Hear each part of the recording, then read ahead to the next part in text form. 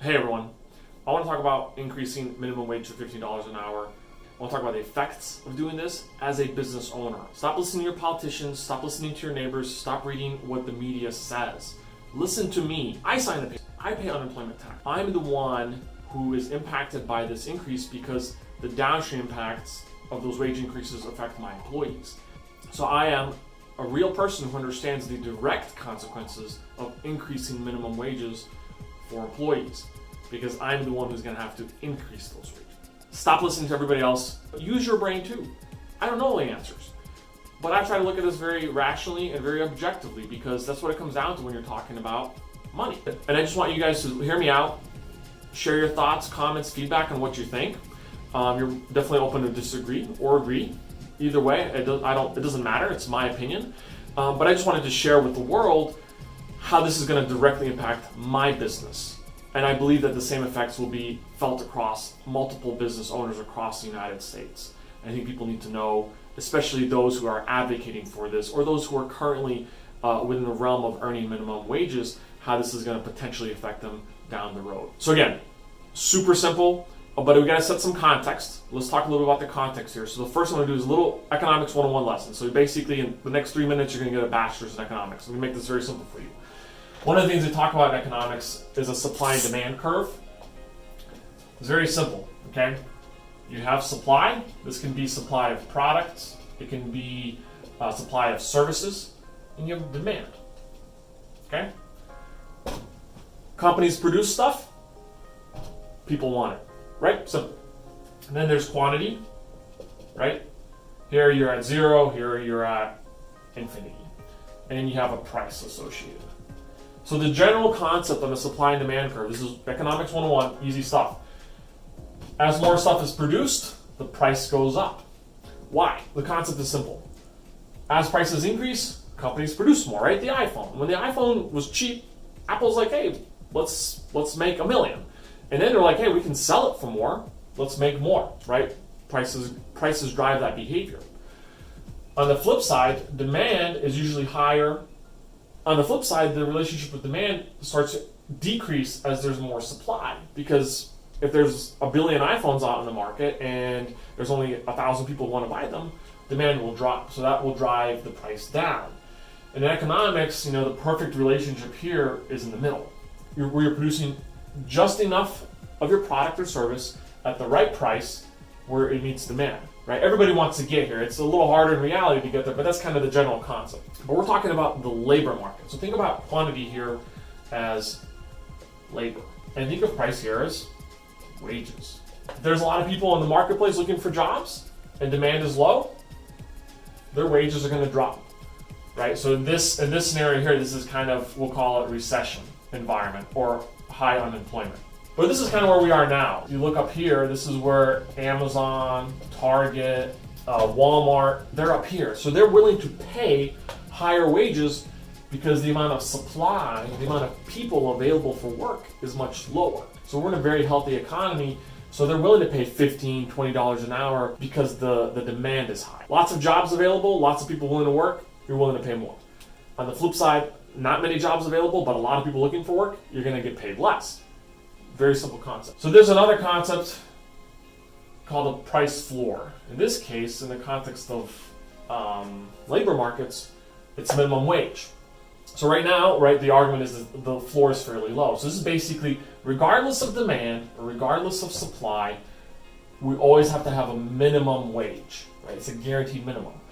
In the current economic environment, nobody cares, right? Because companies like Walmart, Amazon, all these retailers are willing to pay more because the demand is there. But in more recessionary times, when demand is low but there's a high supply, that minimum wage, in effect, should kind of help balance things out. But that's what the argument is that minimum wage should really be higher, and these are arbitrary lines. But let's say we increase minimum wage. You create this little intersection here, this little triangle here, which in economics they refer to as a surplus. So this is where we have excess supply. We don't have the demand, but we still got to pay a premium for it. So think about that. We have people who need jobs. We have companies who don't want to employ people, but regardless, they got to pay a higher wage for them. It creates inefficiencies and it creates downstream impacts on those businesses, which I'll talk to you about. But there you go. That's economics 101. Now you're just as smart as Janet Yellen. You can work for the Fed now. Good job. So the next thing I want to talk about is the context around my business. So I employ general labor, janitorial, retail, cashiers. That would fall under general labor. The minimum wage, we're in the state of Rhode Island, is $10.10 per hour. For the type of labor that I employ, this is the Rhode Island Department of Labor median, is $11 an hour. I pay $15 to $18 an hour. Why do I do that? Economics. Labor market's really good, and I have there's a demand for a certain type of skill set that I'm looking for. There's other reasons for doing this too. It makes me more competitive because the type of folks, with respect, the type of folks I find at these wages are not as good as these people. These people are better employees. They have more of the elements that allow us to do a better job for our customers. So it's worth paying a premium because I create a premium on the value that my company creates. That's all driven by the market. Even though the state says I can pay as little as this, the median amount of wages paid for my industry is $11 an hour, I choose to do this because that helps my company hire better people. So now I want to talk about what the consequences of raising minimum wage will have on small business owners such as myself. So I want to use an illustration, try to make this simple for you guys. Let's talk about a race, okay? You got a 100-meter dash. You have two people running the race. One guy is our minimum wage earner. The other guy, we'll just say the guy who's making $15 an hour today. At the end of the day, they both have to run a race, right? They got to go to work, earn money, life, right? We all got to finish the rat race. What we're doing by increasing the minimum wage is we're effectively telling this individual, hey, your race is now 50 meters. Has the work changed? We're talking about minimum wage jobs, right? You're still a cashier, you're still working at Dunkin' Donuts pouring coffee. Your job hasn't changed. The value you're producing has not changed. But the race you have to run just got easier. So if it were me, if it were you, would you run just as hard to the 100 meters as you would to the 50? Ask yourself that question. I wouldn't. What about these people? What happens to them? They now need to run twice as fast to win the race. Because now if you're working at Dunkin' Donuts and you're making $15 an hour, whereas this person is, we'll say, a staff accountant, they just got screwed. This person, it'd be better for them to quit their job and go work for Dunkin' Donuts. That's what I would do. That's a lot easier, isn't it? And that's the question I'm posing here is, the race is changing, but the value is not.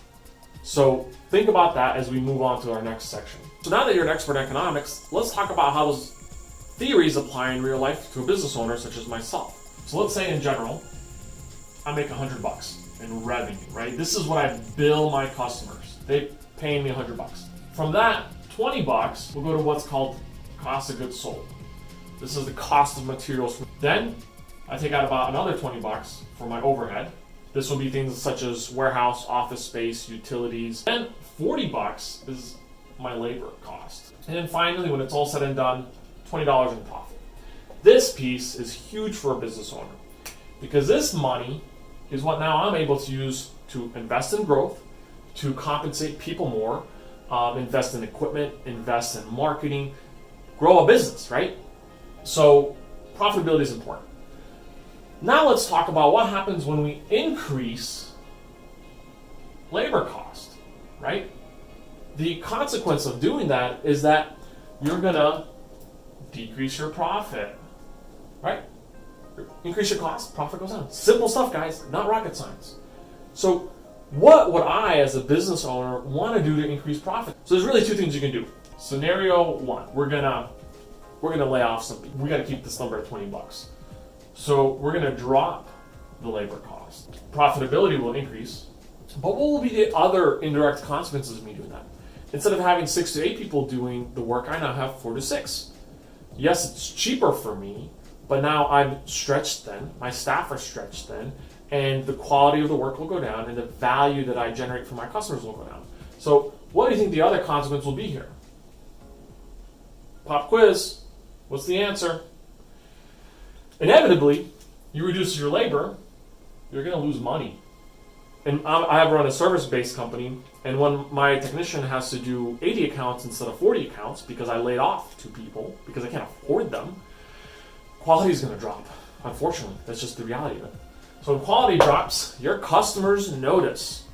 Hey, sorry, Ivan, but the person that's been doing the job, they're not doing a good job anymore. I have to cancel service. You will lose business if you are not staffed correctly. Or you will lose your staff because now you're doubling the workload and they're saying, why am I going to work for you making $15, $18 an hour when I can go down the street and work for Dunkin' Donuts making $15 an hour and I just got to stand for 8 hours a day? That's a lot easier. So you're either going to lose business or you're going to lose your labor. Whether you lay them off or you stretch them thin, you're going to lose. Profitability may increase because you're managing your expenses, but ultimately, as your revenue drops, your profitability will drop as well. So this is a loser scenario. Who's the loser actually? Who's the loser here? That's the question. I lose because I make less money. Consequently, I can't grow my business. Consequently, I can't employ as many people. My employees lose too. They're stretched thin, they're overworked. It's hard. So people are going to be stuck. They're going to be miserable. And that's not a good workplace environment for productive, value-producing employees. So we all lose. We all lose. And the customer loses, right? Now the customer, they get a crappier service. So the customer loses as well. So you've got 3 losers. Let's talk about scenario 2. I'm a good employer, and I don't want to lay off any people. I don't think that's right. So I'm going to keep my labor.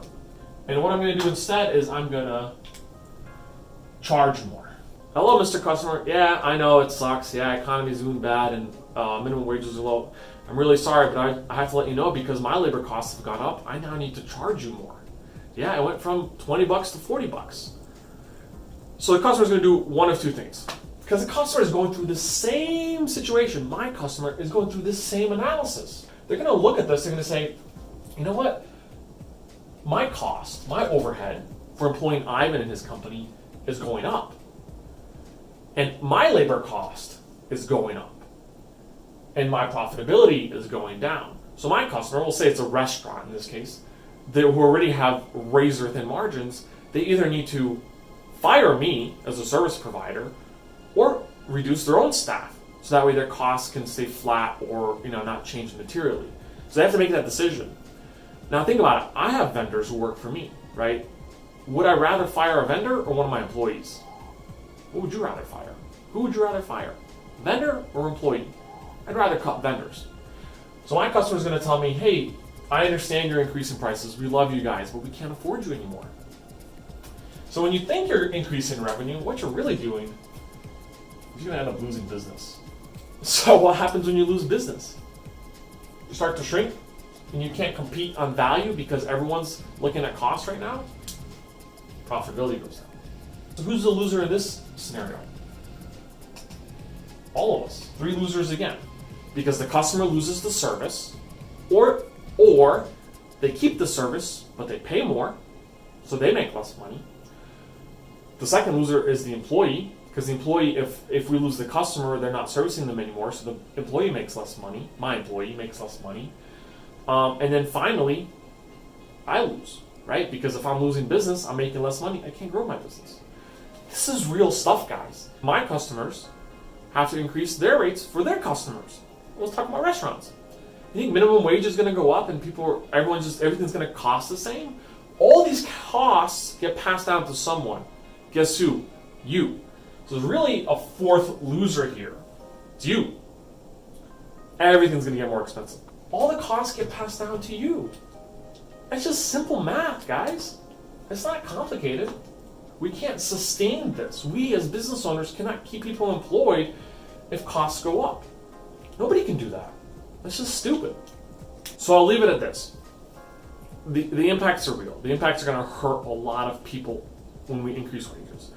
Let us, the business owners, drive market efficiency. When there's a strong demand for labor, we will pay more. When there's low demand for labor, we'll pay less. Right now, it's really hard to find a person. It's 2019. It's hard to find good labor because the economy's strong. The economic dynamics shift. It's going to be different for me as an employer and harder for employees. That dynamic will shift. Just kind of the ebb and flow. Everyone's trying to find equilibrium, right? Where supply and demand intersect. That everyone's trying to find that, and it's not a perfect world, right? Theory versus reality are different. The reality is, I as a business owner, I'm screwed. My employees are screwed. My customers are screwed. And you are screwed, because it's going to impact your wallet at the end of the day. If you're way above minimum wage, you're screwed. Their wages are going to stay the same. Are they going to get a 100% increase? No. But they're still going to have to pay everything else. With oil changes go up, or you have to pay the housekeeper more, or you have to pay more for a coffee. Your ability, your power to spend money is going to decrease. So you're also a loser. So who's the winner here? Who wins? Tell me who wins. If you know who wins, I'm for this. I don't see a single winner in any scenario that we can come up with for minimum wage. Not from the perspective of, as an employer, because I know that we're all going to lose. At the end of the day, the question is what do you recommend? So I don't know who's listening. If you're a politician, business owner, employee, I think at the end of the day, if you want to make more money, get an education. Now, your instant reaction would be, college is too expensive, and there's a lot of issues with student debt right now. Hold your horses, okay? Don't go and get a degree in fine arts and expect to be Pablo Picasso. Be realistic. There's a lot of great 2-year trade schools that you can get a degree in welding, or be a mechanic, be a plumber. What about HVAC technician? Right now in my market, HVAC technicians make $25 an hour. That's not a bad deal for 2 years of school. Market dynamics. There's a huge demand for people with trade skills. I know some welders who make $50 an hour right now because there's not enough welders. This is pretty easy. This is a great way to get yourself out of minimum wage. If you can't increase your income, right, this is going to lead to increased income. If you're not able to get an education and increase your income, manage your cost of living. Blows my mind what people spend money on. And that applies at all levels. But at that level, one of the things I talk a lot about is if you're living paycheck to paycheck, don't think that having a higher minimum wage is going to help you, because your cost of living expenses will go up with that. Manage your expenses better. This is 2019. I know people who still have a $150 cable subscription. Cancel it. You want to watch sports? Get an ESPN subscription. Get Netflix for $8. Manage your expenses better. Don't buy stupid crap. Stop buying clothes and going out to eat every day. If you want to have a better quality of life, reduce your expenses. Save more money. Raise the minimum wage isn't going to help you. It's going to hurt you. You don't realize that because the offer on the table is, hey, Joey, Samantha, Sally, Donna, you want to make more money? Vote for me. I'm your politician. I'm going to double the minimum wage. But guess what? All your expenses are going to double too. Prices of homes are going to go up. Prices of rent is going to go up. Prices of cars are going to go up. Because all those people who supply those products, they have to make money too. And if you don't believe me, read what's happening in New York City right now. Restaurants are closing their doors left and right. They're already at $15 an hour. They can't sustain it. The costs are too high. It's killing businesses. You kill businesses, who are you also killing? You're killing the employees. You're killing the people who are making those wages. It's a lose-lose scenario. So wake up, people. Stop listening to your politicians. Use your brains. If I can help you in any way, any advice I can offer, leave a comment. I'd be more than happy to respond. Thank you.